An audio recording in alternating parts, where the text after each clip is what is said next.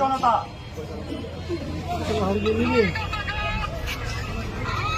ইসলামী দলের একটি আমির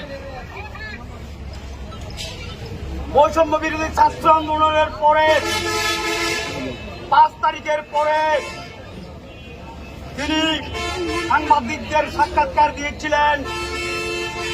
এই বৈষম্য বিরোধী ছাত্র আন্দোলনের মহানায়ক, সাবেক প্রেসিডেন্ট, সাবেক প্রধানমন্ত্রী জিয়াউর রহমান এবং বেগম খালেদা জিয়ার সুযোগ্য সন্তান জনাব তারেক রহমান অত্যন্ত বুদ্ধিমত্তার সাথে বিদেশ থেকেও বৈষম্য বিরোধী ছাত্র আন্দোলনের মহানায়কের ভূমিকা পালন করে এই সরকারকে পতন করার একমাত্র মাস্টার মাইন্ড জনাব তারেক রহমান।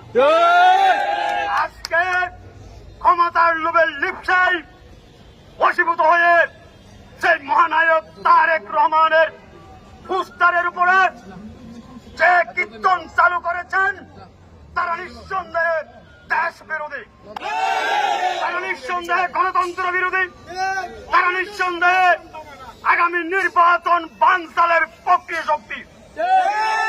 বন্ধুগণ, এই চকরিয়া পেকুয়া কক্সবাজার জেলা সারা বাংলাদেশ দ্বিতীয় প্রধান নেতৃত্ব, জাতির দ্বিতীয় প্রধান নেতৃত্ব জনাব আলহাজ সালাউদ্দিন আহমেদ সাহেবের নির্বাচনী এলাকা।